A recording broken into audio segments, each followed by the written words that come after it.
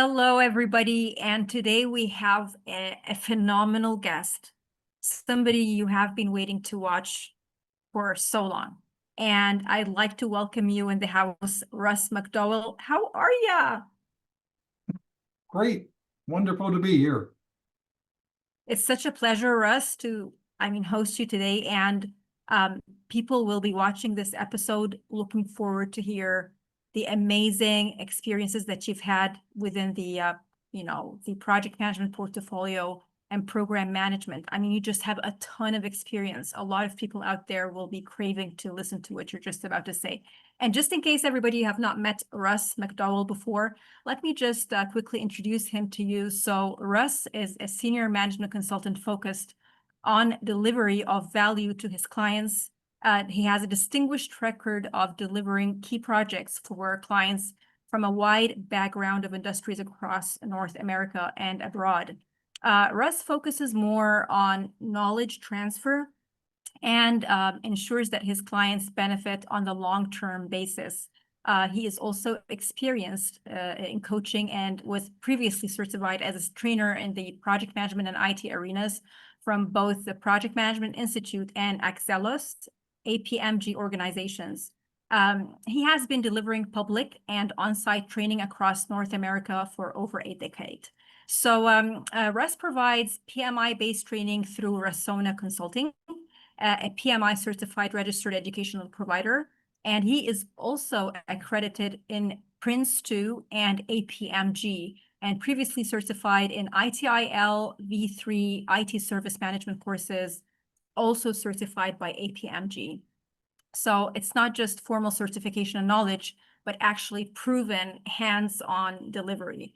Russ's long history in giving back to the profession with over 30 years of volunteer activities in the IEEE, PMI, Association of Computing Machinery, and he was also the vice chair of the first conference with the International System Safety Society in Ottawa. He has built on this contribution through public speaking and training of new practitioners. Russ's specialties are majorly in project management, implementing project management offices, proposal management, business development, negotiations, systems integration, team building management, training, software, and software development. Russ, where do I start? Why did you choose to specialize in engineering? Very, very, early on. Why did you choose that?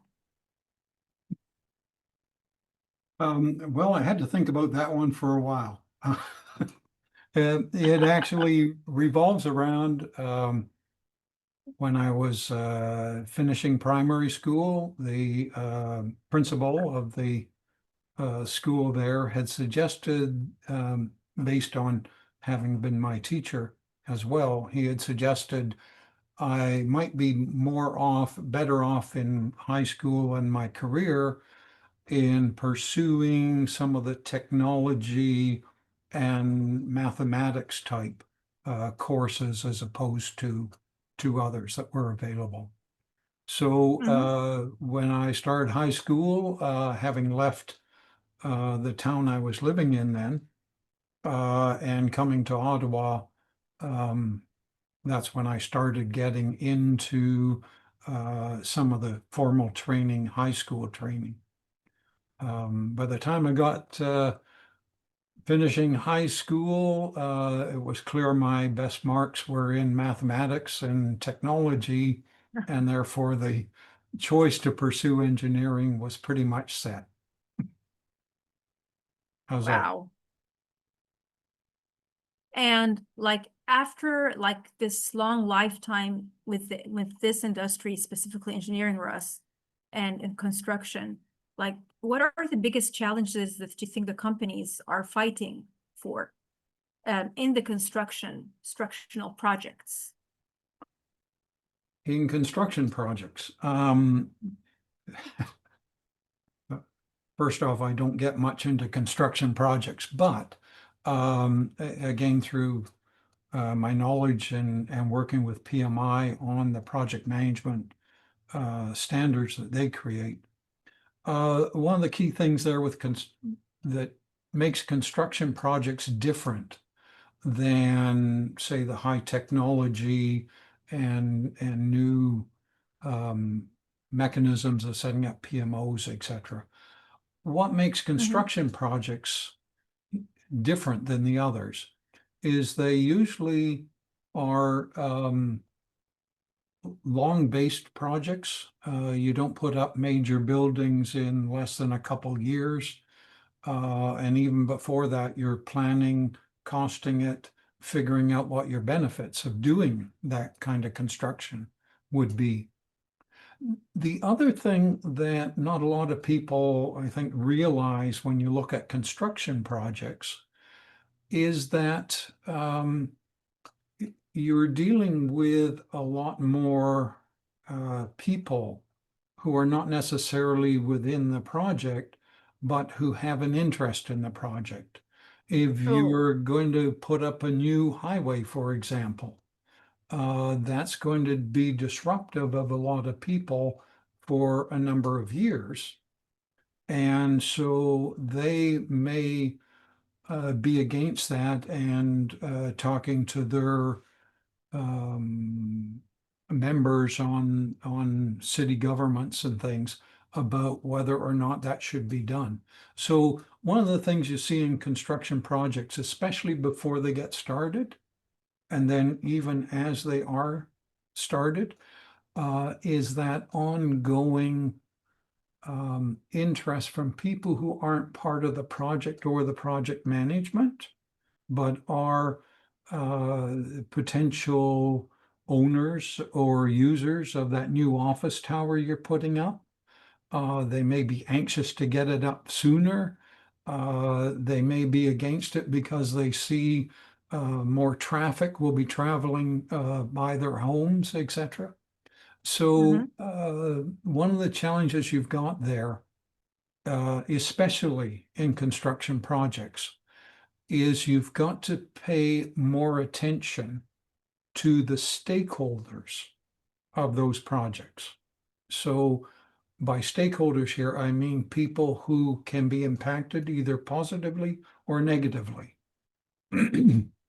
But in order to be a successful project of any kind, you need to consider your stakeholders and keeping them appraised of what you're doing, how the progress is going. That's what makes construction projects somewhat more difficult than your traditional ones. The lifetime with the different interests of the stakeholders involved. And since we've been, I know you're going to be covering a massive amount of, other projects that you've been working on, and I want to ask you what other projects have you actually worked on? But before I get there, since I was asking you about the specialty in the university and construction projects, what's the story about the ring that you have, that you're wearing, that you said that the university the iron ring to every? Yeah, what is it? What's the story? That will differentiate you with who are Canadian people on this call who are interested versus others. This is what they call the Professional Society of Engineers in Canada. Its term is the Iron Ring. And there is a ceremony that goes with that the Project Management Society puts on when you have a graduating class at the university. You are, in my case, I was a brand new, straight out of the classroom engineer about to enter the profession. And what it is and why it's only the Canadian engineers who have those iron rings is it goes back to a disaster that happened in Canada, in Quebec, part of Canada, building a large bridge across the St. Lawrence River between, it's still within Quebec, but it's the north side of the river to the south side that also is part of Quebec. And as they were building that bridge, it had a disastrous collapse, which caused Oh, many fatalities. And at that point, or later on, the Professional Engineering Society in Canada felt that there was something that should be done to make us remember that the roles we have, especially as project managers, is to make sure that what we're doing is appropriate, is obviously legal, but also is within realistic constraints of what you're trying to do.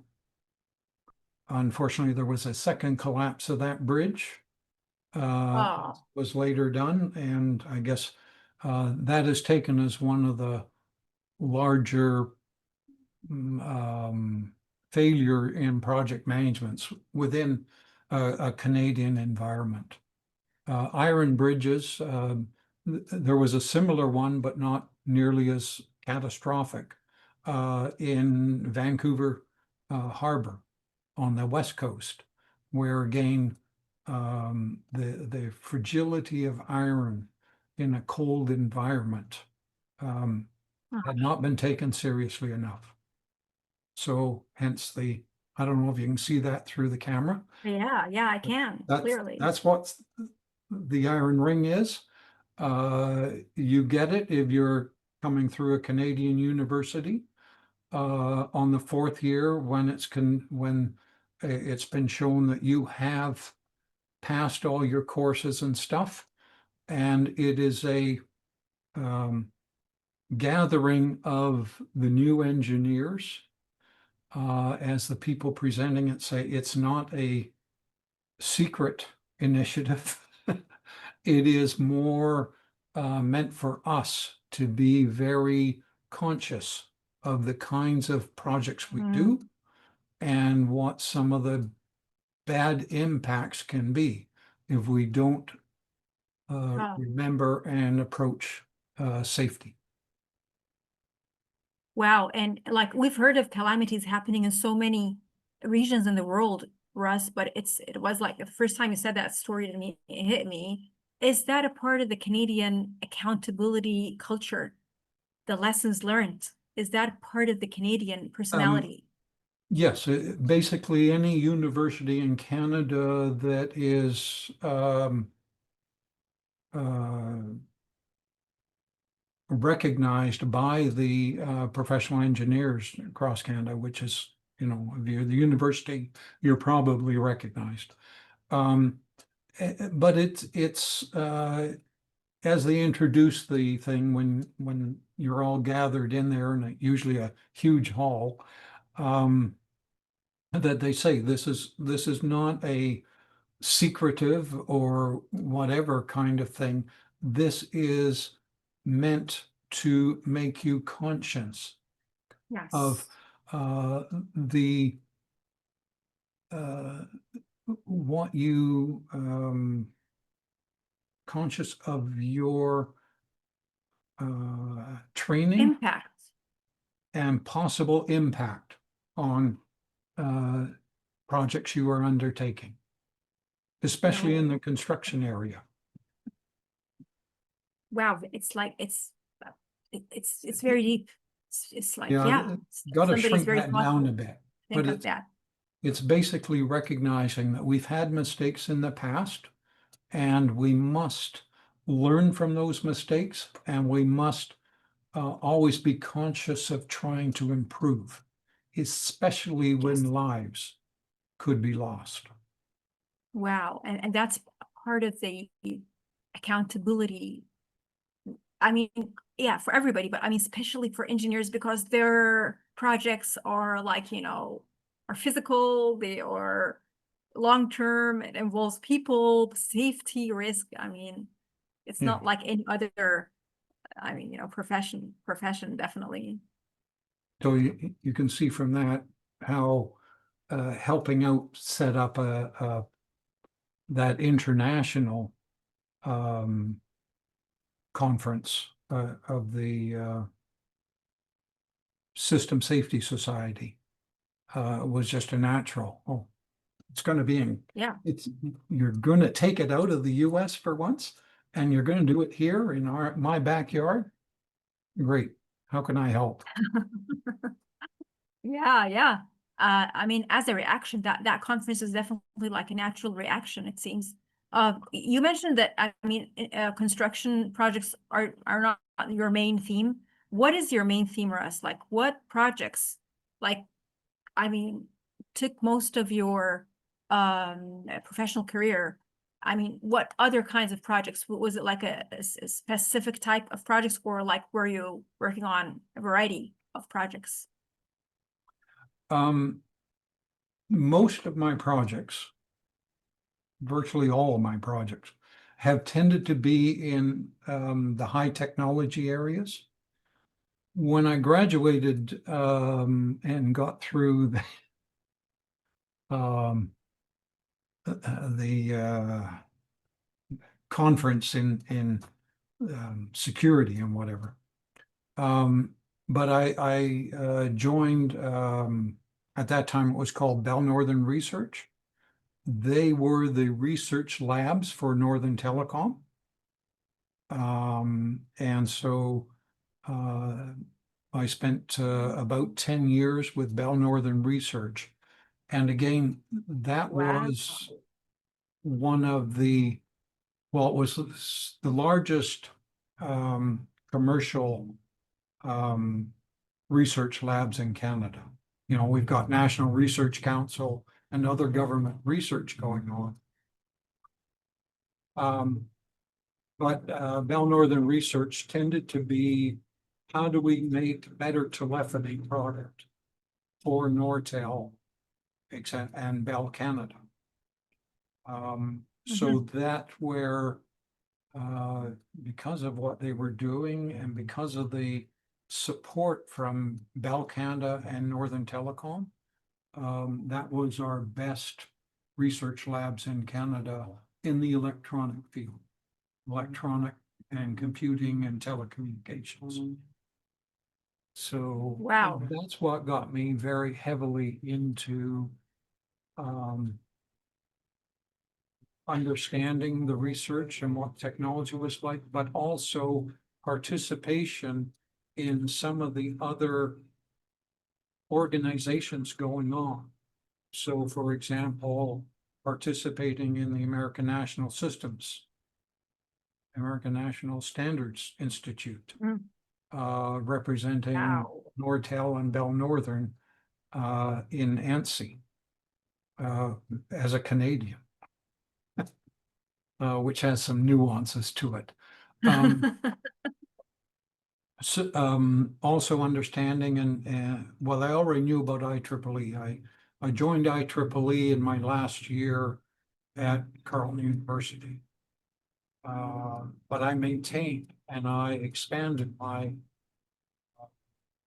participation within IEEE, and I'm sure we'll get onto that a bit later.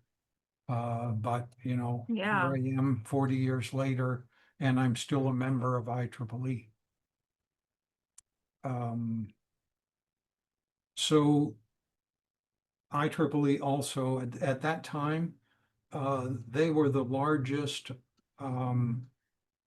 non-government organization in research and development within Wow. electrical telecommunications, anything with electricity and communications in it. IEEE was by IEEE. far the largest organization. Wow. Just out of curiosity, Russ, like a few minutes ago, you mentioned commercial lab. What's a commercial lab? Well, it's one that's supported by usually its parent company, like Bell Labs Ah, in the US. yeah. You know, Bell Northern Research was on par with Bell Labs. Yeah. Bell Northern Research was the one that developed the first, what in the telephony is called, um, It's the main switch that directs where your call is going to. Wow. Bell Northern Research managed to be the first one to develop a totally electronic version of that, to get away from, the operators having to Manual switching. take the cable and plug it in. So Northern Telecom became the first one worldwide to be able to deliver a not fully automated, but a fully electronic switching capability. And that's what Wow. catapulted them into being, at one point, the largest telecommunications company in the world. So, Wow. It's a big move. It's and definitely a big move. and then they went bankrupt. Like, can I ask why? Just out of curiosity, like the moment somebody says it went bankrupt, I just can't let that go. What was the Um, glitch? Again, as you can imagine, Bell Canada was the main telephony company allowed in Canada. And it spun off what was originally called Northern Electric and then became Northern Telecom, which would do all the maintenance on the equipment and stuff for them, or inputting it into a new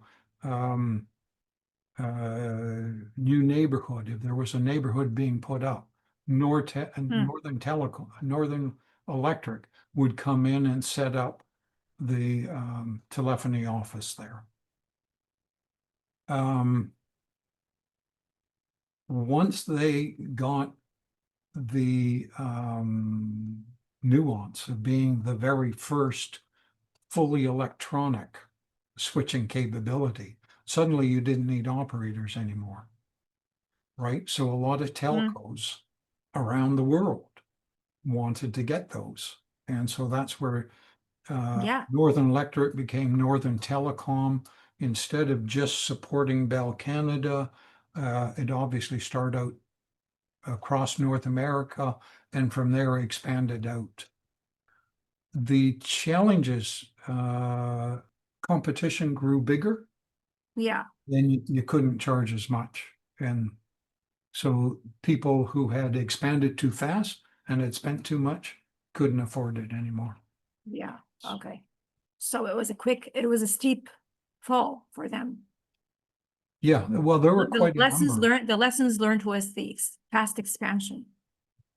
Unplanned. Or or do your project management properly. I mean, Did they miss? You think? projects is all about building new things and building, etc. And, if you're going to expand your company through starting up new projects to try to get more product, whatever, you've got to make sure that you're not spending too much on that and not enough on keeping your doors open, i.e. Company staying. run. And that's what captures, there's a lot of high tech that go up like a rocket ship, A rocket. but they also come down pretty fast. Yeah. I mean, speaking of that, Russ, because we want to get deeper into this, because this is, I think, the area where most of the big companies are like trying to avoid completely. That's the exact scenario they don't want to step into. So I have to ask you this question first. What's your definition of portfolio management? Well, it's a lot like portfolio management. I knew that. I knew it'd say that. Portfolio management as it applies to projects and things. It's probably a better way to put it. Most people, when they hear the term portfolio management, they're thinking about where do we invest some money so that we will have more money later. Where it relates to projects, innovation, changes in your organization, that's what projects are all about. Yeah. Portfolio management and the reason we now call it project portfolio management, is all about how do I build my company bigger or more effective? What kinds of things should we be investing in? And that's portfolio management, right? Where are we going to put our money and our resources? Mhm. So, and this is why that pyramid diagram would be really good to show. But, Please, like, you feel know, free. I'm going to be adding it in the link if you like. yeah, there's three key areas there that all organizations have to have people involved in. The top of that pyramid is your most senior levels, most senior people in your organization. They are the chairman, the presidents, the finance people, etc. And their job is the biggest part of their job is keeping the organization running, right? Yeah. So if we're going to Mhm. invest in something, we also want to make sure that we've got enough money going to keeping our business running, because keeping our business running is, usually taking up the majority of the cost of the funds in the business. So Yeah. portfolio management is understanding from that very top level, what is the business we're in? Of course, associated with that, and who else might be moving into this business? Mm. What is the market like? If we were to suddenly be able to handle twice as many clients, what would that cost us? Are there twice as many clients out there that we could easily get if we had the capability, if we had the operational capability to support them? So, what's the fundamental business we're in? Is it growing? Is it shrinking? If it's shrinking, what do we have to do to make sure we stay in business? Mhm. If it's growing, how much could we invest in creating new things for that business that's growing?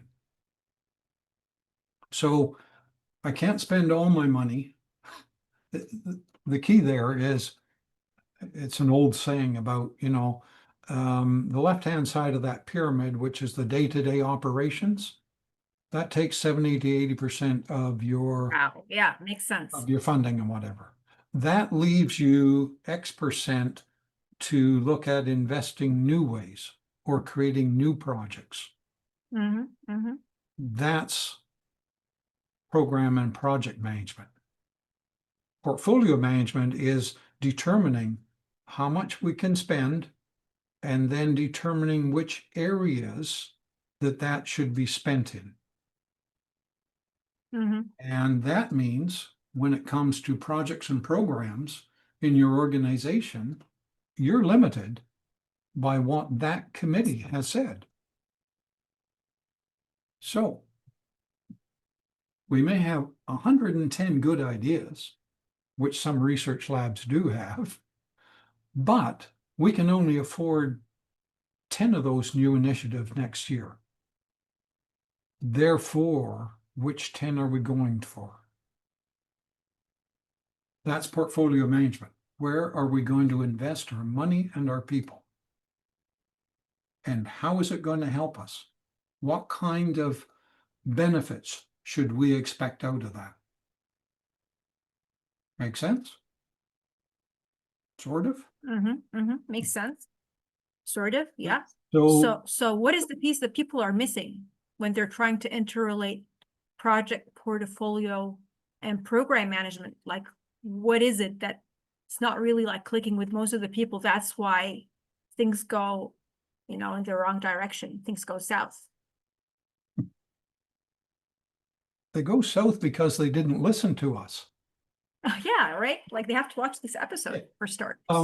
It's again, it's not necessarily a hard thing, but it's something that even people who have set up their own businesses and companies and have worked on it sometimes lose track of it. That, yeah, we're doing well today, but I got to worry about tomorrow. Because today, 80% of our company is worrying about handling our customers and getting the systems going and putting in new systems and whatever. A certain amount of our funding will go to pay our presidents, vice presidents, stockholders, etc. What's left over is how much we can afford to invest in new initiatives. So that goes back, if you remember, first time we were going through these things, that saying of, in this company, we can do anything. We just can't do everything. So deciding how much we can put aside to invest in the projects and programs, that's how much we're going to do. Guess what? Projects and programs sometimes, not always, just most of the time, go over budgets. If you I didn't expect go over that. the budgets and not stop anything, you're going out of business. Yeah. And that's why it's that top part of the pyramid that they decide what kinds of things we're going after. And this is how much we can spend overall. So go away, program management people, and take a look at that and give us your first guesses at which ones you think are the most likely to be good investments and how much you would need to get us into that kind of thing. And when that works out, then once you've developed it, you've introduced it to the, well, your salespeople will introduce it to the world out there. But once you've developed it, once you've figured out how much it'll cost to maintain them, etc., it's going to go over to the left side of the pyramid, which is the business, running the business. And running the business is usually 75 to 85% of the cost of the business. Wow, massive. That's already tight. So walking down the right-hand side of that pyramid, we've just finished up. That's what portfolio management's all about. This year you can spend $55 million. We think these are the 3 or 4 or 10 areas that are most viable or most appealing to us, given the business we're in and given what we know about our competitors. These are the ones we think you should go after. So program management, you start to sort out and get some of the details of how long that would take, how much it'll cost, etc. Because some projects might be just a year or two, and they don't need a program. They need just a project for 2 years. Other programs are huge ones that require a whole bunch of changes. In Canada, we have Parliament Hill. Have you ever been to Canada? No, not yet, but soon. Okay, well, you should come here. We have Parliament Hill. Parliament Hill looks great. It's got some old buildings on it, which go back 100 and some odd years. But Parliament Hill itself has a problem with soil stability. Oh. So we could watch our Parliament Hill collapse, or we could invest, from a government perspective, we could invest in shoring those up and fixing it once and for all. Okay. There are On Parliament Hill, there are three main buildings. There's the main center block, and then there are two on the outside. That program finally got going about 2-3 years ago. The problem was known for over a decade. But they Oh, finally agreed, okay, we're going to have to do this. And so I think there's something like there's still at least another 10 years before they will be able to move everything back onto Parliament Hill. They took one of those three buildings and they literally threw a roof over it because it was hollow in the middle, threw a roof over it, and that's where the Commons, House of Commons, is currently located. That's where our Senate used to be. They were moved into an old railroad station, about 10-minute drive down the road, and that's where they now exist. mm. And they will be there for the next 10 years before they can come back. You did mention something about long lifespans when you mentioned like construction project. You did mention that early on. So, clearly that's a portfolio decision at the beginning of that because they knew it would be long and it would be extremely costly. Then So what would the role of the program managers be, Russ? The program managers? Yeah. Okay, so the program managers, they start looking at what's one of those ones that was on the shopping list coming down from portfolio? Who's most likely to have the knowledge and the people to investigate what it would take on each of those programs? That's what program management would do. Typically, but not always, programs usually take much longer than projects. Projects, you may have multiple projects which make the whole program. So for example, on Parliament Hill, fixing some of the buildings will be a problem, but also where are we going to place the new people? What kind of office facilities will they need 10 years hence? Wow. Let's start planning to put that in now, kind of thing. So Yeah. a program typically is a number of projects that report to that program. That you can't just have one manager overseeing, a multi-year program. He or she will burn out far too soon. And likewise, there may be not advisable. Partitions up that make sense to have a different group looking after.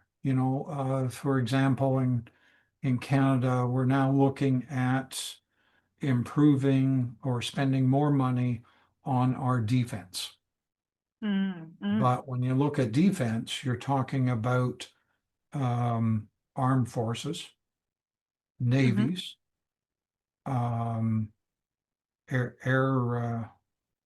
aircraft and air support, missiles. You could be looking, well, you should be thinking about military intelligence, etc. So, yeah, right now, our new quote prime minister, he has said we are going to meet that 2%. But how we're going to meet it and the different areas you're going to have to look at, that's going to be a very large program.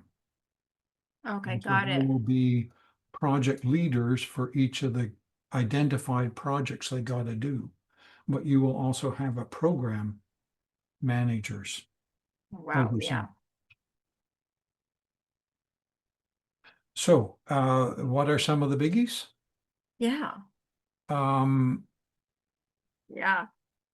You mentioned something, Russ, when you said like they thought that this project I mean, the success of this project meeting the deadlines was impossible. And you have this famous sentence, the famous line that you shared with me before about, like, you know, what was your I mean, there was somebody who mentioned something to you about, like, you know, they thought that this was impossible, and that's Oh, that's deeply tied to your mission. What was that line? you mean the other impossible job? And I think I mentioned I'm still looking for the letters from the vice president and the assistant vice president. I'm still looking for letters from elections. Because, hey, these are major ones and They are. the clients went away very happy. The impossible one, Yeah, that was NAV Canada. Sorry, not NAV Canada. That was Elections Canada. yeah. Now, not sure how they do elections in Egypt. In Canada, You don't need to do elections in Egypt. they save a lot of money that way. In Canada, and this is different than the States. In the States, they know when the elections are being held, right? In Canada, the elections are held when the Governor General, actually the Governor General requests permission. When the Governor General approves or carries the request to the head of Canada. The head of Canada, remember, is used to be the Queen Elizabeth. It is now King Charles. Yeah. So when our election will be is always a surprise. It's usually the Prime Minister will decide when he or she feels is the right time. And they will go to the Governor General and say, for these reasons, we think it's time to have an election. You know, these things have changed so much. It's time to give the people a say, etc. And they would go to the Governor General, and the Governor General would, I guess, would communicate probably to London and say, yes, we have a request. Is that okay? If it Oh my is, he or goodness. she would sign off on it. But even though an election's been called, it is up to the government how many weeks before that election will be held. So it's not always. That include like zero time too? I mean, could that be the it, situation? Like, let's do it now. well, yeah, you can't do it in zero because we don't have at that time, we did not have a permanent electors list, right? Oh, Who can vote? Well, we got to go out and see who's all out there. oh my goodness. So I think the minimum for an election was at least 4 weeks. Okay. So you would have the Too short. debates going on, whatever. But in that 4 weeks, each of the electoral offices, there's a chief, it's not a chief electoral office, there is a person who is responsible for each riding. And there's, I think, about 250 ridings in Canada. When they get the notice that an election's been called, their very first thing is to, okay, we need the enumerators in play so that they can go around and knock on all the doors and say, can you show me your driver's license, etc.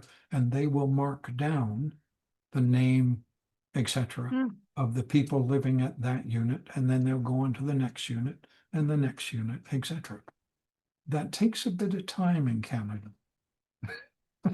We're a big country, and we're Big not a country. country with roads connecting them all. So typically you would have these 4 weeks, right? And even then it would be a real mishmash to get them Of course. all together and printed, and then they have to be posted for a couple of weeks. Wow. So that you can go around and make sure your name got on that list. So once somebody elections said was, well, if we could have a list and keep it up to date, wouldn't that be easier? And so they actually did some testing and whatever at Elections Canada, and they kind of said, yeah, okay, if we could create that kind of thing, then we could print these out fast and okay. So along comes the first referendum in Canada. I'm trying to remember who was president or who was prime minister at that time. It was, I think it was a conservative. Anyways, it doesn't matter. He goes to the Governor General and says, we would like to hold a referendum on giving the people a chance to vote whether they're against our proposal for what should be in the new charter. And they can either vote for or against. And that's what we'd like to do. Is that okay? To which the Governor General of the time said, sure. Now, one of the key differences between an election and a referendum, an election has 4 weeks. A referendum has 2 weeks between Oh, no. announced and when you vote. Oh, no.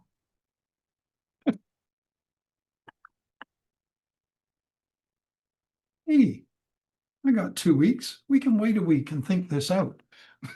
Yeah.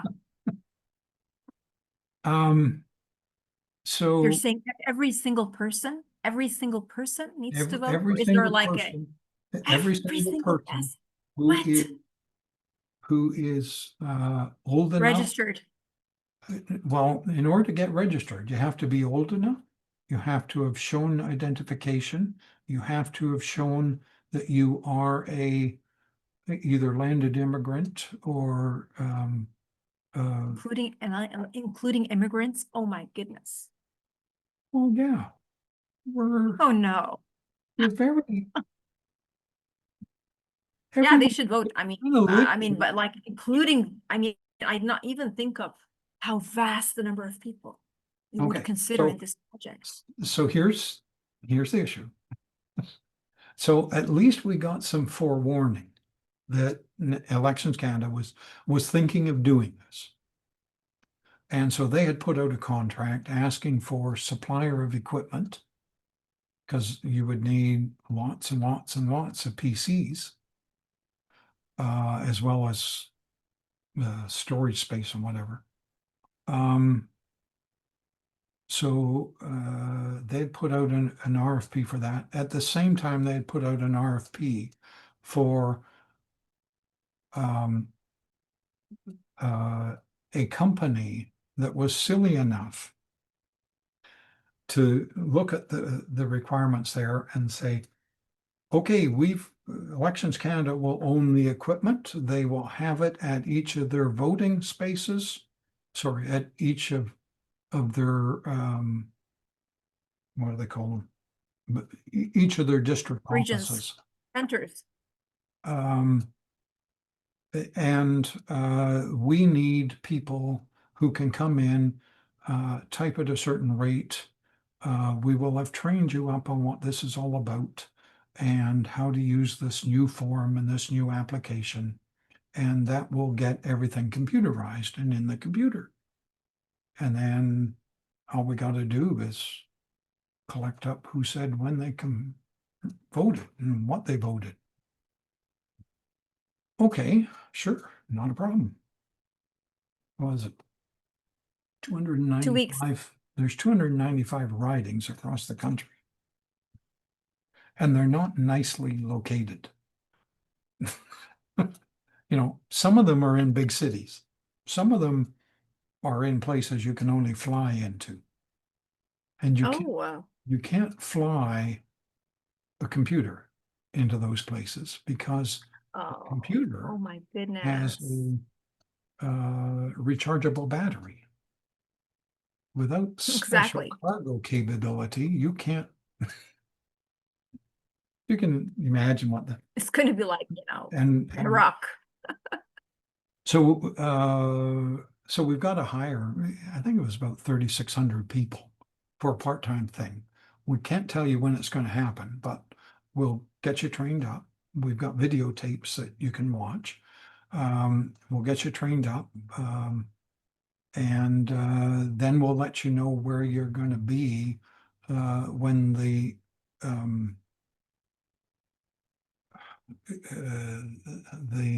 regional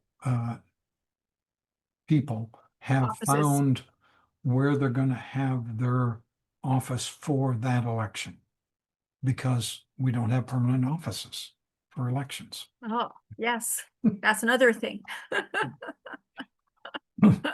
So again, we had been forewarned this was coming.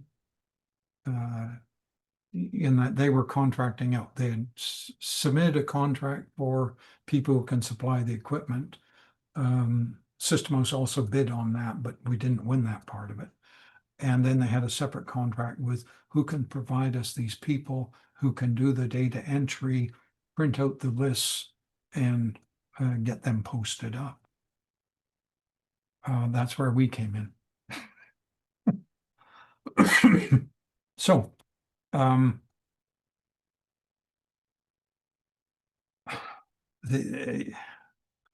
we find out, okay, we're talking referendum, we're not talking election, therefore.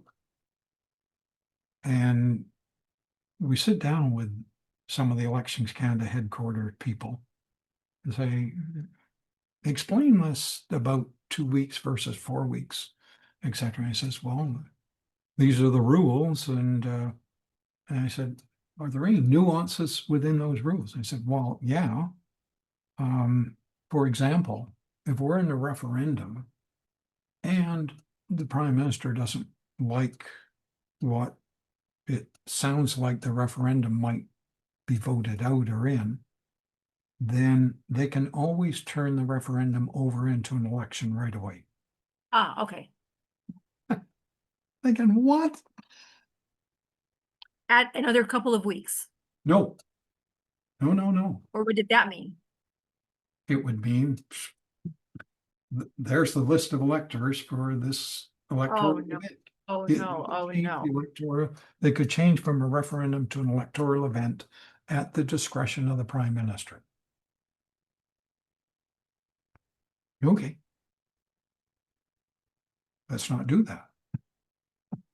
So as happened, again, the referendum, even when he called it, it was not clear which way, whether it would go against or for them.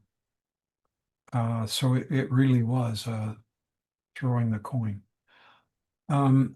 Anyways, so the referendum hasn't actually been held yet, but we've won the contract to deliver the people and to use the equipment and to train people up on the equipment and to create the video things that people can see what they're supposed to do or how to use it, etc. And we've got people working on all that through the months before the thing gets called. And one of the things is Elections Canada says, we would really prefer that you fly the equipment there than taking it in moving vehicles. So what? Why? So, well, what happens if one of those trucks goes in the ditch and or they, get bammered around? And we said, okay, we'd like to get hold of our people in Toronto who are the ones that actually warehouse all this equipment, deliver it, etc. We'd like to bring them up to you on Monday so that they can explain which way is more likely to create broken equipment than others. Okay, sure. So we bring them up on the Monday morning, they explain, yeah, the equipment is, the chances of all the equipment being perfect on a plane is much less than our experience Oh, having it delivered by moving moving vehicles, moving vans.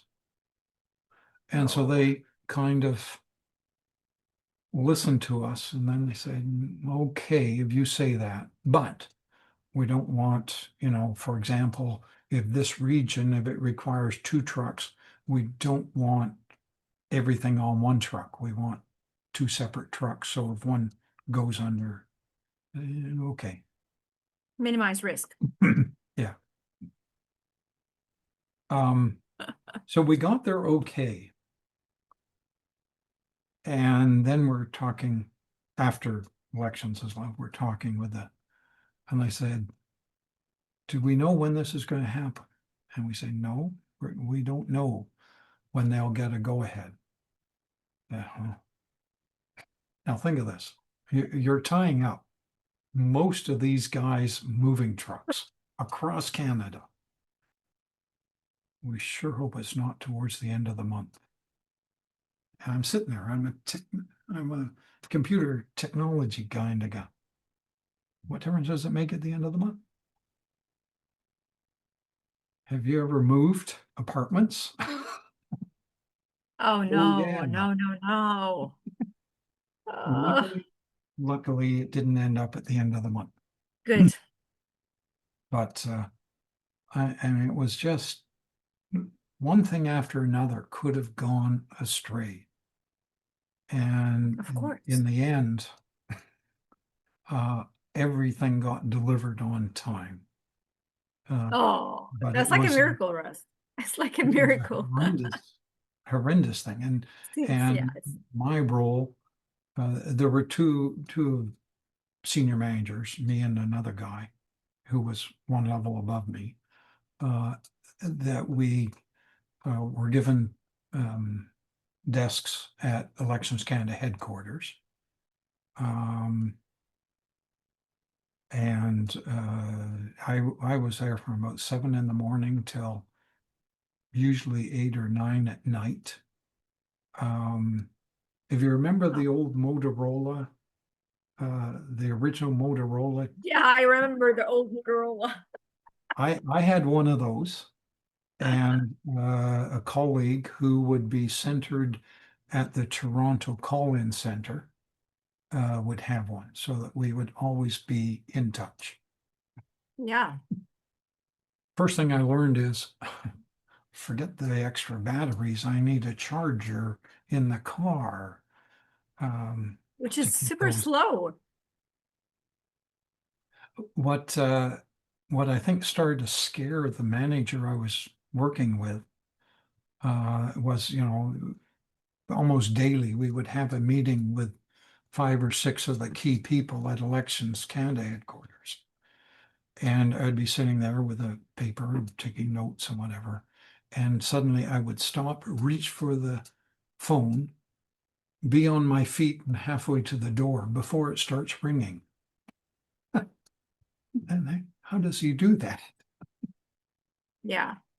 So, anyways, much to their surprise, we did it, and we had no riding in Canada that ran into a problem, Wow. that stopped or required them to delay their stuff.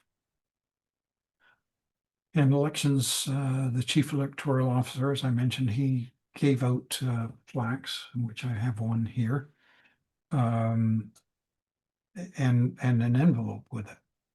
And I kind of opened that up after he had given it to me and whatever. Just reading it, and the first thing it said, thank you very much for your help with a project that people said could not be done. And I read that, and by this time he knew me because he had usually been sitting in the System House elections meetings. He knew me, and I said, "Can you tell me who it was that didn't think this could be done?"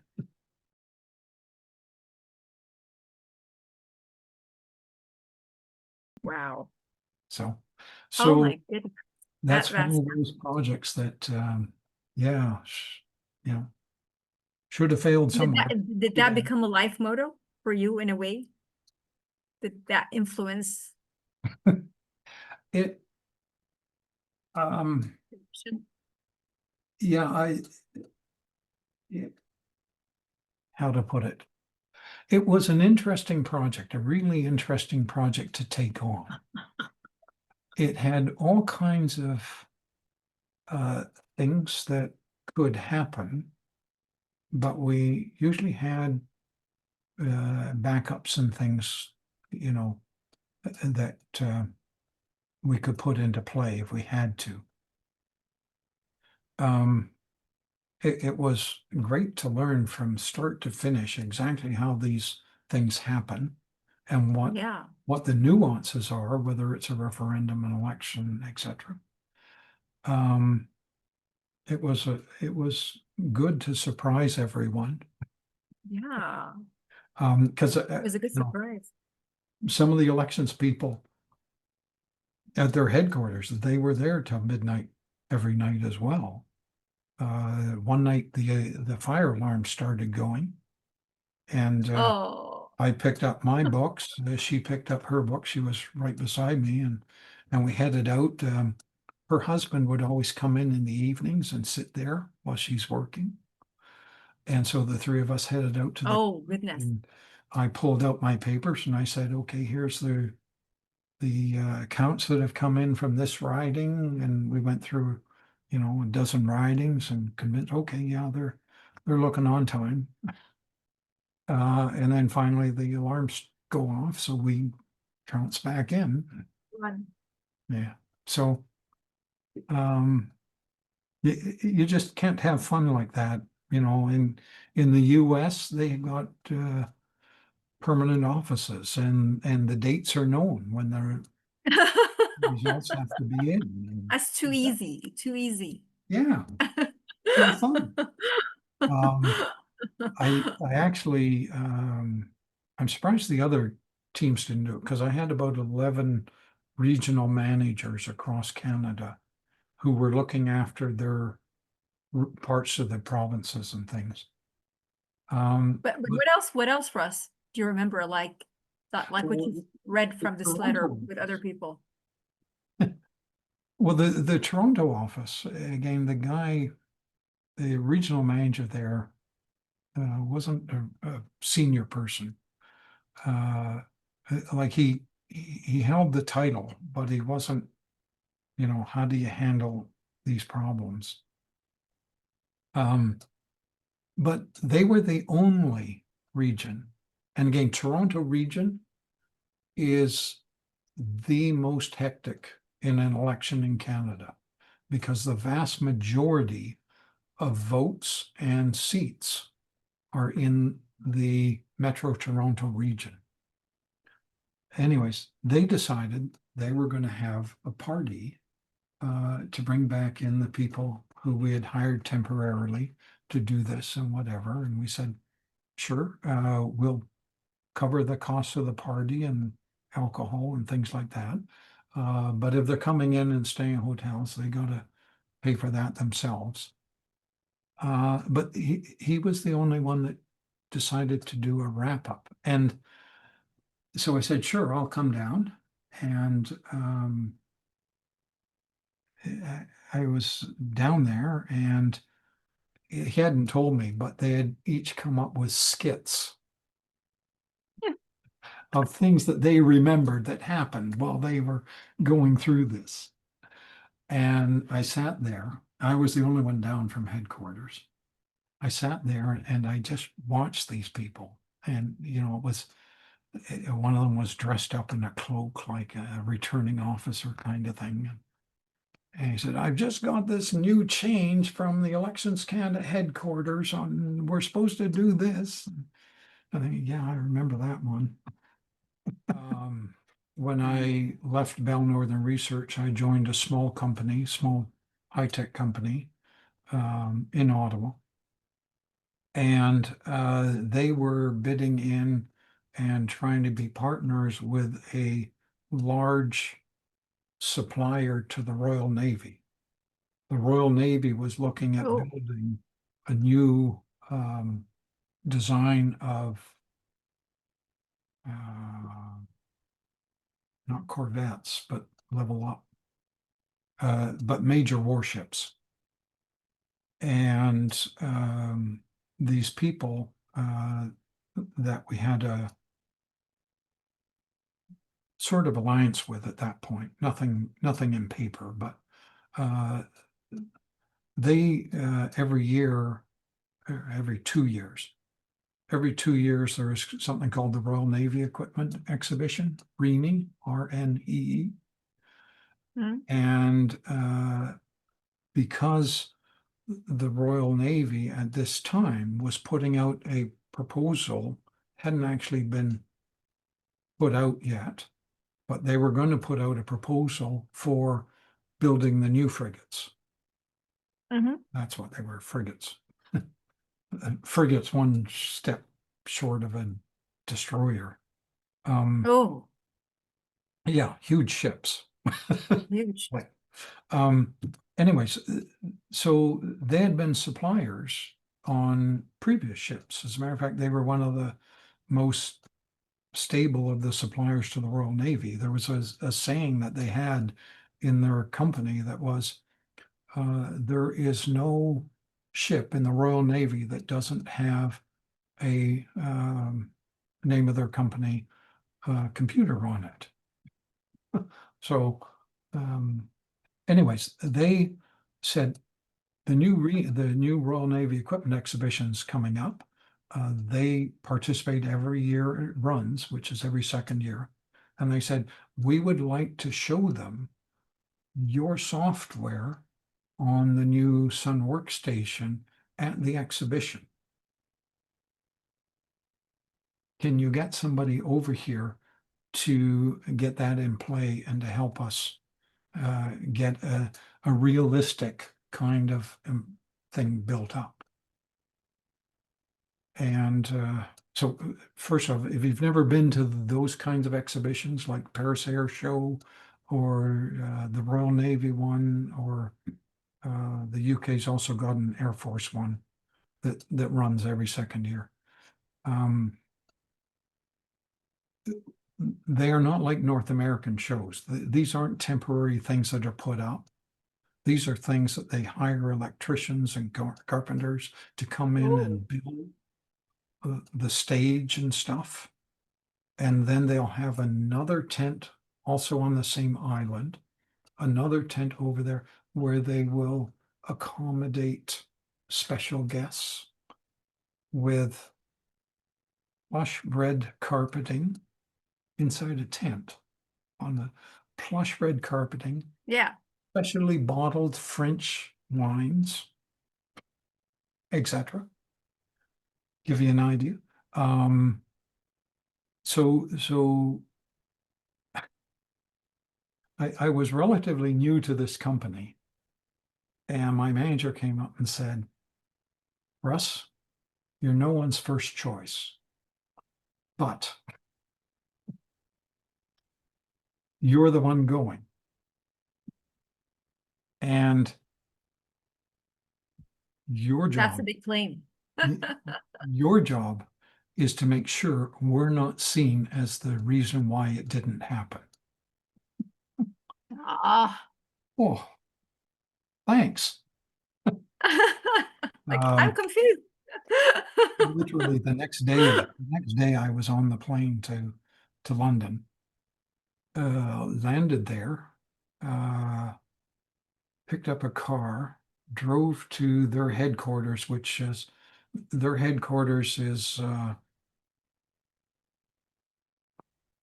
it's past Heathrow and about Oh, halfway to Windsor. So I got in there and parked the car, and then I went to their front desk and said, "Hey, I'm so-and-so, should be expecting me." And the desk phoned him up. I said, "He's here?" They weren't expecting me that fast.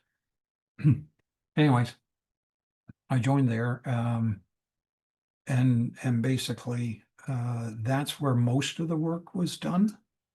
And then when it got close to the show starting, the show getting ready, and part of the stage was already built, that's when we brought in the computers into the island that the show would be on.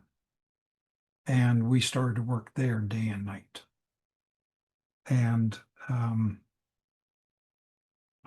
it seemed everything could go wrong and whatever, but we're seeing this whole stage being built up around us, and we're going, "Hey, that's a pretty nifty thing over there. Russ, we're doing this one." And at the end of it, as it got to the day before the show would open officially, again, you're on an island because that's how the Royal Navy can make sure nobody's getting there that isn't supposed to be there. So you've got a page with a special pass for your car, which can't be there when the show's on, but you can go park it and then you can bring it back for night. Anyways, we get there, and then I see this page up with a bunch of names and whatever, and I look at it and I go, "Whoa, this is real." What it is that particular show, again, they will have invited highly placed participants from around the world to come take a look at what the Royal Navy has, and that island is right across from the wharfs, the main wharfs for the Royal Navy. So you've got this humongous frigate about 100 yards away from you. You're looking at like this. Anyways, I looked at this and I thought, okay, Tuesday at 10:05, Prince Michael of Kent will be on the stage, and these are the only people from Ferranti that should be there. At 11:08, then this other VIP will be there. So that first day is down to clockwork of who's there for how long, etc. Not a problem with us because we've worked through the entire night before the first day to get part of our system working. And then we head off to the hotels that had been reserved for us. And we at least got to sleep in a bit. By 10 o'clock, we were all up and, okay, when are we going back? And we got back at 6 p.m. that evening because we knew when they would be going off the island. We got back there. At that point, I'm driving the car, and I've got a special ticket that says we're allowed to have the car on the island in non-time. And so they wave us through. We pull up. Car behind us pulls up, and out jumps a dog. Here, Trigger. Trigger. What's the dog for? I said, well, we've got about 12 suspicious packages. Oh, we had work to do. Are we allowed in? Oh yeah, go ahead.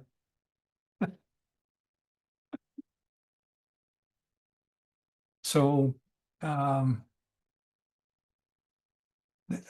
yeah, I've been through some pretty strange but enjoyable, remarkable, remindable things. Yeah, like So, this is just one of these days. I mean, it's just one of these days. I'm sure like yeah, there were well, a lot of adventures, Russ. that was one. Certainly the people there at Ferranti that we were working with, and they got to recognize us. Because usually I would be one of the two that would be there, and the other one would, they would swap between. But we were there, they invited us back for after the show. They said, well, we're holding an internal house show to bring everyone at Ferranti up to date with what we're working on. So that's next October. Can you be back here to do that? But what was good about that, it was done at their facility, again, down in Portsmouth, but very close to the wharf. And they were all internal people. So you could, yeah, we've done this, we've done that, etc. Uh, You could be a little more open with it. and both projects were delivered on time, on deadline. Well, they weren't going to change the Royal Navy show for us.